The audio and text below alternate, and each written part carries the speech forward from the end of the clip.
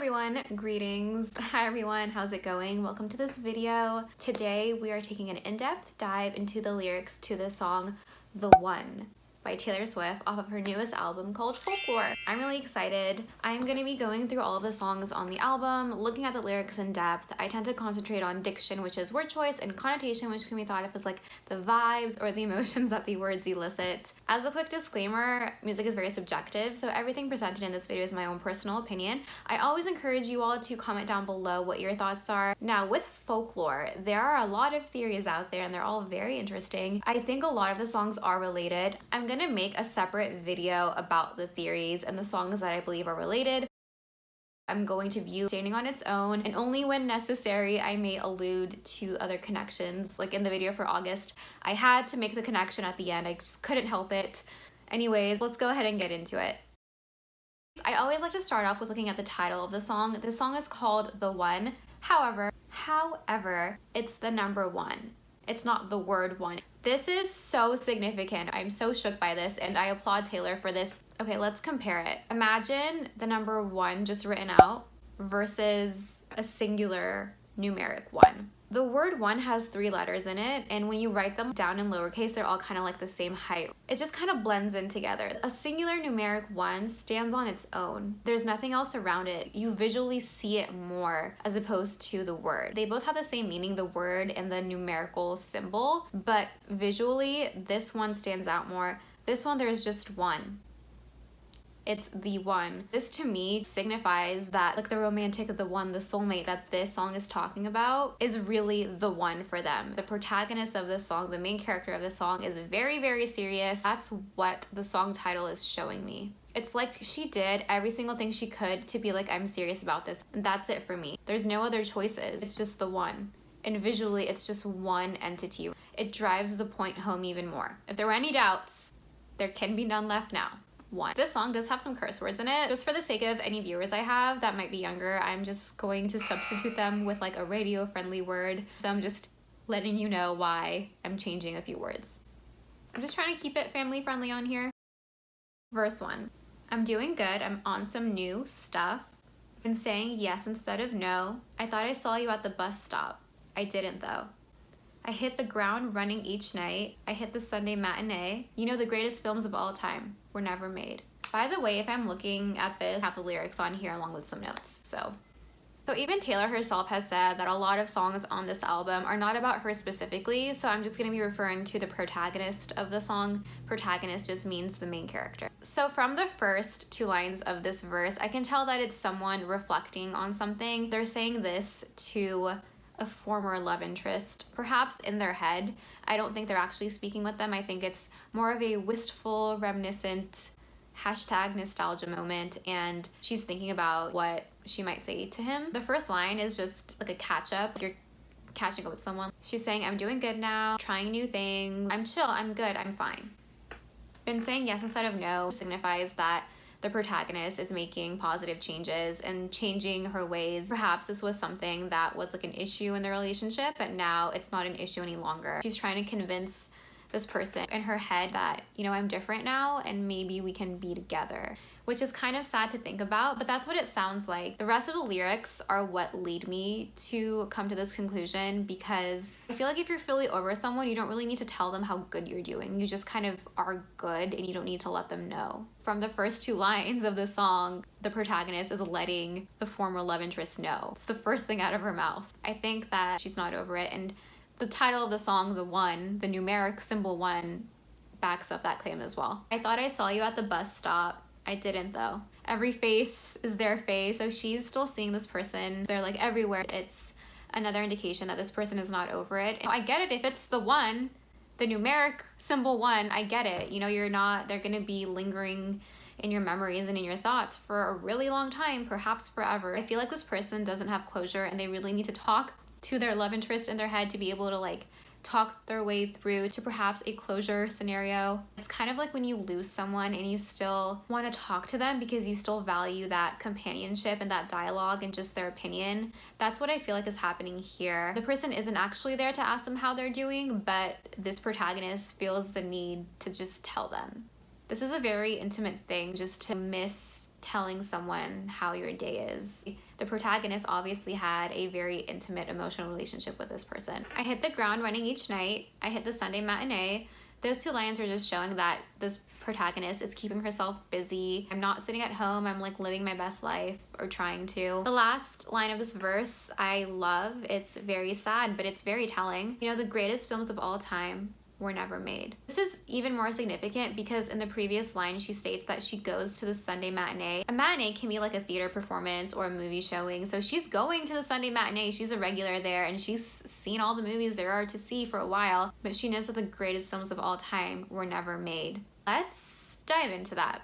There's a lot I have to say about this line. First, let's look at the diction, the word you know. There are just indicators and indicators and indicators that this person really needs to talk or really wants to talk to this former love. You know, like how when you like someone, you keep using their name, even subconsciously, you just like saying their name? Kind of like that. She's saying like, you know, she's addressing the other person. There's just constant reminders in this verse that she really wants to speak to that other person. That's what the word you know is telling me. And it's kind of like, you know, it's just kind of like, not desperation, but like a wistful hopefulness. Yeah.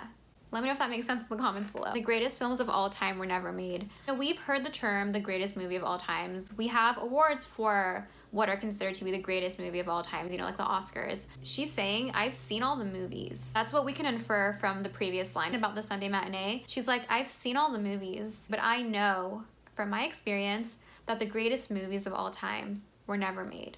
They were never made doesn't mean that they were never thought up. They were never made. So that means that the process was never finished. The product never came to fruition. It does not mean that the greatest films of all time were not planned or the ideas weren't thought up. There could have been an attempt to make the greatest movies. The product was never made. To me, it's significant she's saying made because that signifies a sort of completion. It seems to me that this is reflective of the fact that she feels like this relationship never came to fruition the way she wanted it to. The films, they're just meant to represent her relationship. Later on, she says, we were something, don't you think so? But it wasn't something that had a result that she wanted. It's such a wistful thing to say, like, we were something, don't you think so?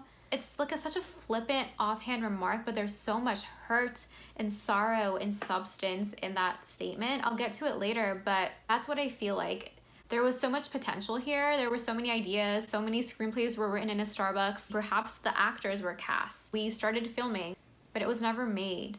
It never went to the big screen, never appreciated by others. It wasn't anywhere where it could win awards. There was no like musical scores set to the beautiful moments. The greatest films of all time were never made. Our love never came to fruition.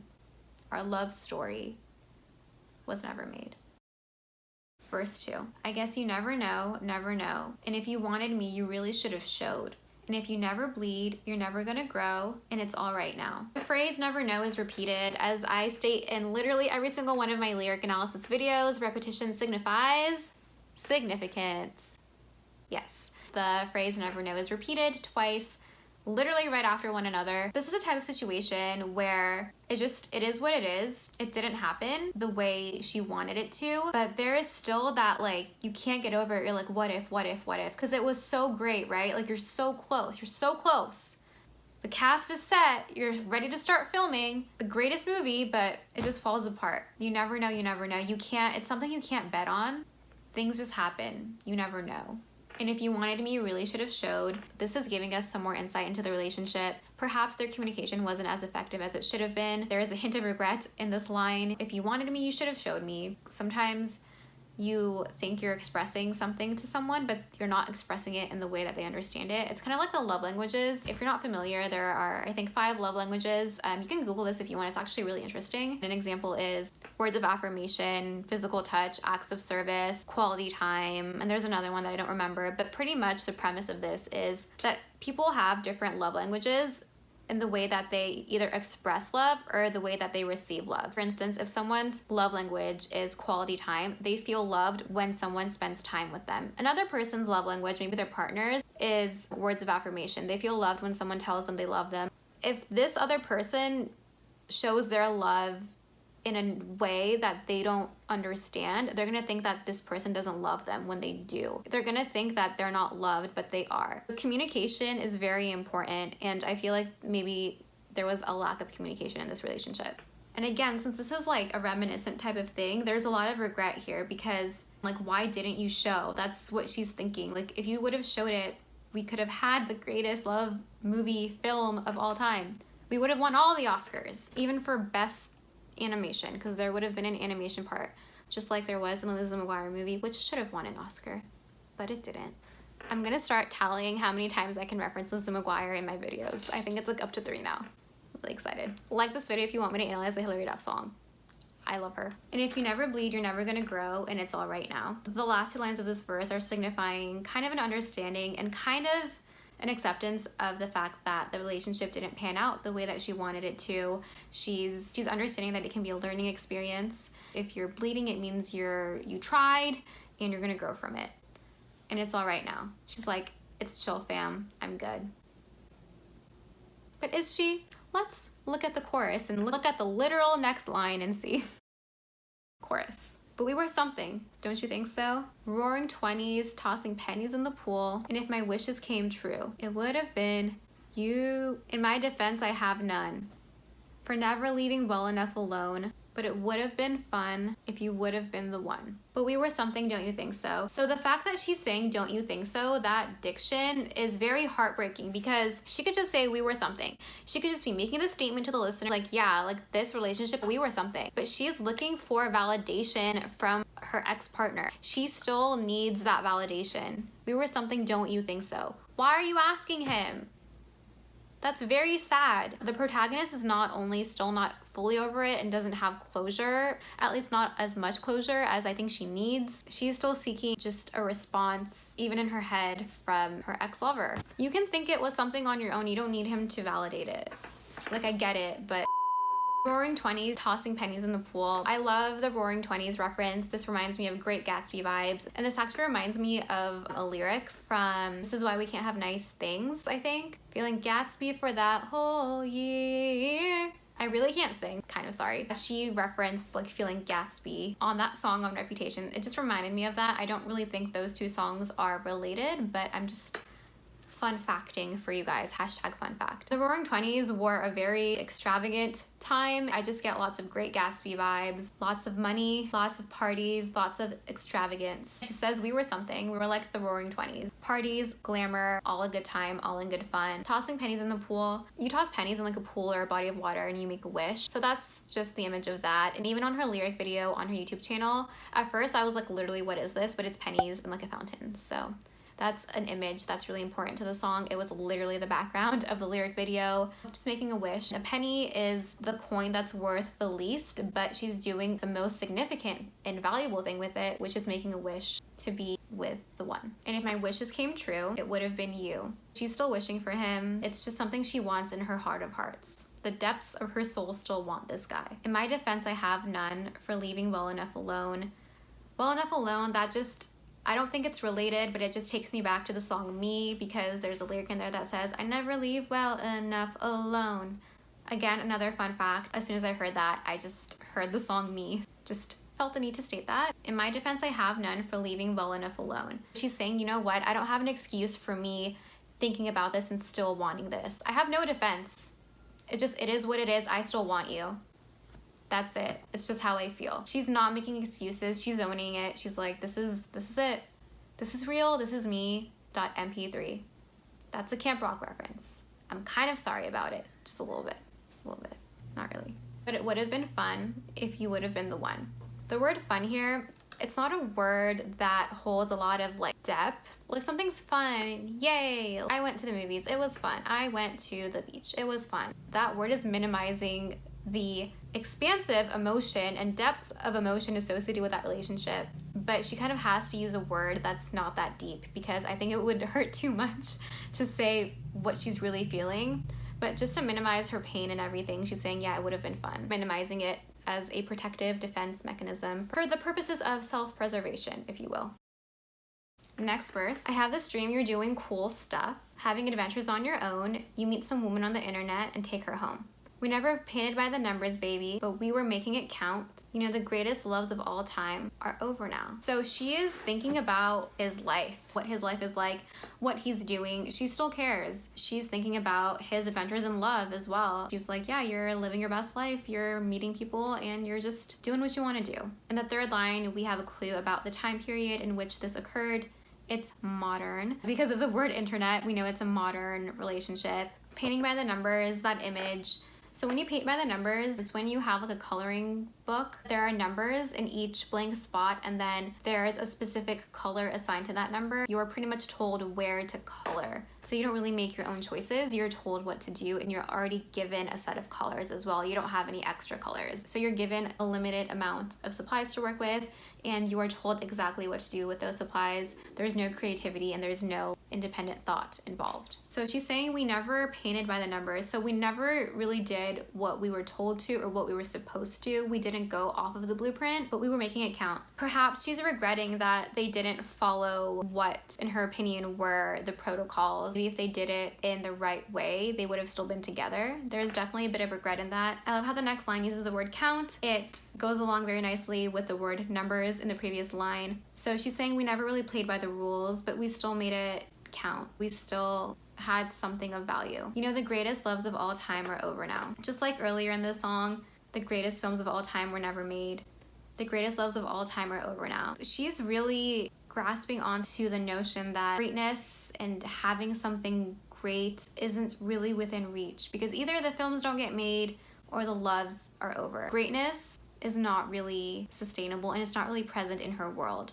So for her, in her own world, there's no great films and there's no great loves in existence. So there's nothing great. Hashtag not great. That's very sad. Hashtag very sad. And again, with the word you know, she's literally talking to him.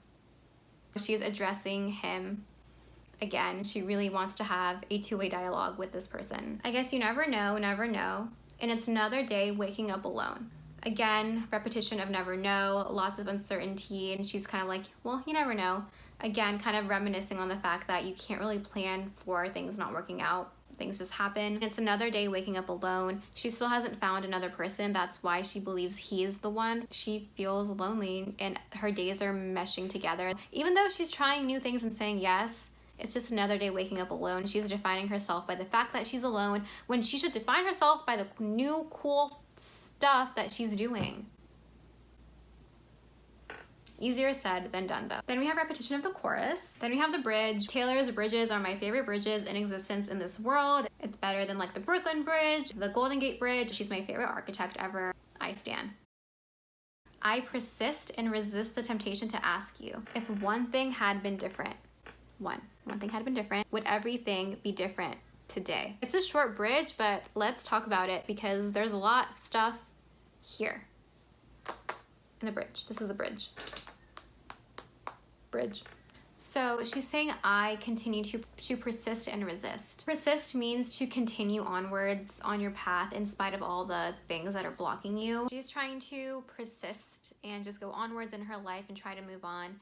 And she's trying to resist the temptation to think the way she's thinking right now. This is very intense. She's, like I said, not over this relationship. She just really is trying to move forward in her life, persist, doing cool things, going to the Sunday matinee, living her best life. And she really just wants to ask him if that one thing would have been different. Do you think we'd be together? I wonder if he's thinking about her in the same way. I don't know. It's kind of heartbreaking. The last unique verse. We were something, don't you think so? Rose flowing with your chosen family. And it would have been sweet if it could have been me. In my defense, I have none for digging up the grave another time, but it would have been fun if you would have been the one. So again, she's saying we were something, we had something, right? Validate me, validate me. It's really sad because sometimes you're just like, we had something, right? Like it was real, right? It's very wistful, melancholy. It's like an ambiguous, empty sadness. This is such a fall vibes album, especially like her Bon Iver duet. Give me that pumpkin spice latte. I'm gonna be listening to this with my PSL and I'm gonna have no shame about it. Rose flowing with your chosen family. Chosen family is like a spouse. I think that is referring to marriage, because when you think about it, the only family you choose is like your spouse. You know what I mean? Obviously, like, friends are like family, but I think in this context, this person probably would have wanted to marry them because they were the one. The one.